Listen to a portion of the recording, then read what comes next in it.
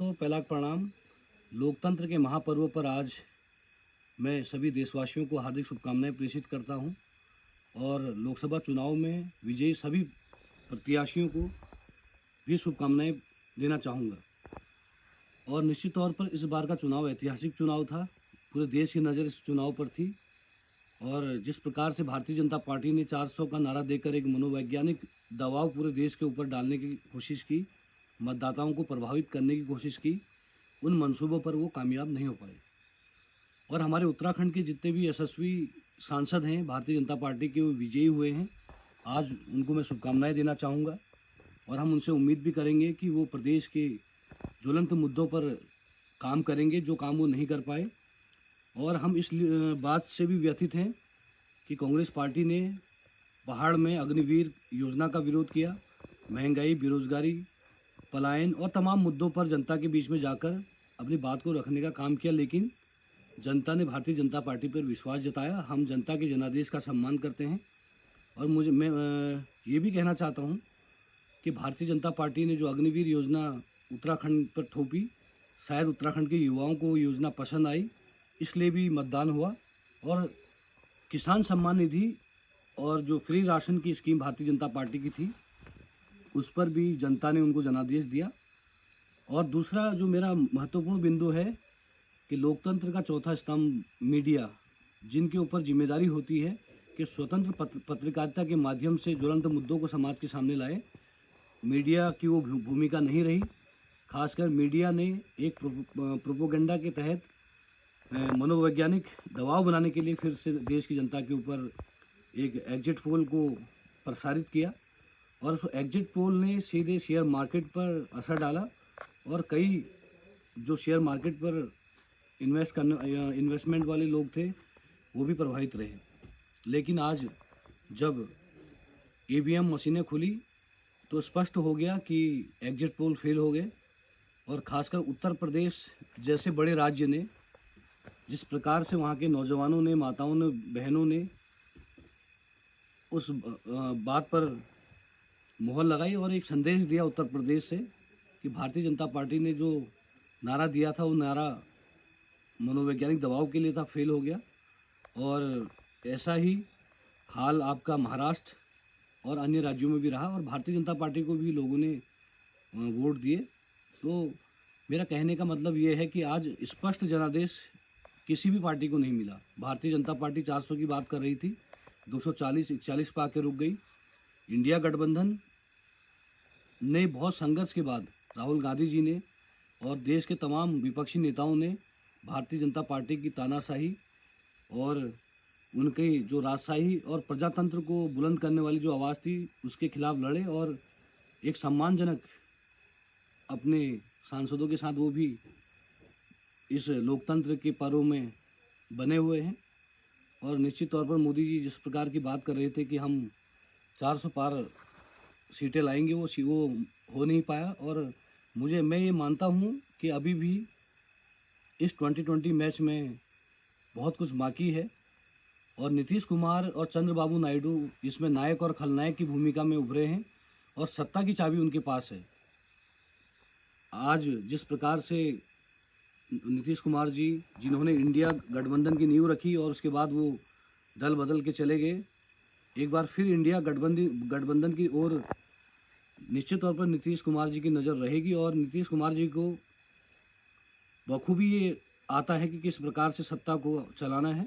और चंद्रबाबू नायडू जो दूसरे एनडीए के सहयोगी हैं, उनके पास भी सत्ता की चाबी है। लेकिन इस बार एक सुखद अनुभव ये है कि सरकार जिसकी भी आएगी, जनता की सुनवाई ज़रूर होगी, जो ज्वलंत मुद्दे हैं उन पर बहस होगी। और विपक्ष में रहें या सत्ता में रहें, बेरोजगारी, पलायन, महंगाई और अन्य मुद्दों पर उत्तराखंड की आवाज़ को हम बुलंद करने का काम करेंगे। और हमें बड़ी खुशी है कि इस बार के चुनाव में मतदाताओं ने जिस प्रकार से अपने अभिव्यक्ति की आज़ादी, लोकतांत्रिक, संवैधानिक और लोकतांत्रिक मूल्यों की रक्षा करते हुए अपना मतदान किया, उससे स्पष्ट संदेश सत्ता पर बैठे हुए हुक्मरानों को मिला कि हम किसी भी प्रकार से विपक्ष को दबा नहीं सकते। और कई राज्यों से अप्रत्याशित जो बहुमत मिला है, हम उसका सम्मान करते हैं। कांग्रेस पार्टी जो कि पिछले 2 चुनावों में 50 कभी 44 पर अटकी हुई थी, कांग्रेस पार्टी ने एक बहुत बड़ा जंप करते हुए 100 सीटों पर पहुंचने का काम किया। और उत्तर प्रदेश में अखिलेश यादव जी इंडिया गठबंधन ने एक अविश्वसनीय, अकल्पनीय जो कार्य किया है, वहाँ के मतदाताओं को विश्वास में लिया है।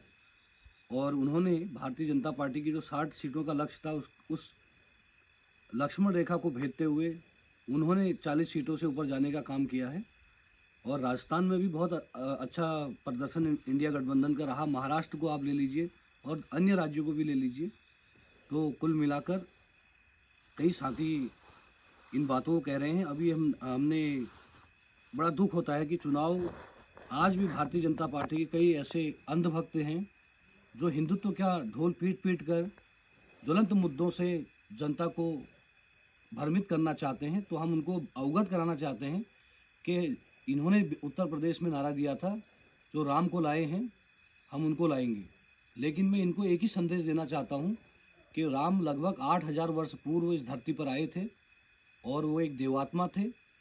और उस युग में उन्होंने जितने भी लीलाएं की, उन्होंने संदेश दिया कि सनातन हिंदू धर्म हमेशा खड़ा रहेगा। लेकिन आज का जो हिंदुत्व है, ये भगवाधारियों को ये पता नहीं कि मर्यादा पुरुषोत्तम श्री राम ने क्या संदेश दिया। वो मानवता के लिए लड़े, जग कल्याण के लिए लड़े और उन्होंने एक सीख आने वाली पीढ़ी को दी। लेकिन आज के जो हमारे भक्त हैं, उन भक्तों को केवल हिंदुत्व के नाम पर वोट चाहिए, एन केन प्रकीर्ण सत्ता चाहिए। लेकिन राम जी, मैं बहुत बड़ी बात कर रहा हूँ कि राम जी को वनवास हुआ, कैकेयी ने वनवास करवाया। और उस समय भी भरत चाहते थे कि मर्यादा पुरुषोत्तम राम राजपाट संभाले, लेकिन उन्होंने पिता की आज्ञा पर 14 वर्ष का वनवास स्वीकार किया। लेकिन भारतीय जनता पार्टी आज जब हिंदुत्व की बात करती है, तो ये वनवास के लिए नहीं, बल्कि सत्ता कुर्सी को हथियाने के लिए हिंदुत्व की बात करते हैं। तो राम और इनमें कितना अंतर है, ये भी मैं स्पष्ट करना चाहता हूँ। और अयोध्या में जब भव्य राम मंदिर बना, जब इन्होंने कहा कि जो राम को लाए थे हम उनको लाएंगे, तो आज स्थिति ये है कि उस अयोध्या की सीट को ये हार चुके हैं। और उस हार को भी स्वीकार नहीं करते हुए ये कह रहे हैं कि जब सीता माँ का वहाँ पर परीक्षा ली गई, तो हमारे प्रत्याशी की क्या हैसियत है। लेकिन मैं ये कहना चाहता हूँ कि सीता माँ की बात अलग है, तुम्हारे प्रत्याशी की बात अलग है। जब आप अयोध्या हार गए, तो आप हिंदुत्व के बात करने के लायक ही नहीं रहे। आप हिंदुत्व की बात कर ही नहीं सकते, क्योंकि आपका मॉरल विक्ट्री रही नहीं, नैतिकता की हार हो चुकी है। और 400 पार की बात करने वाली बीजेपी 240 पर ठहर गई, यहाँ भी इनकी नैतिकता की हार हो चुकी है।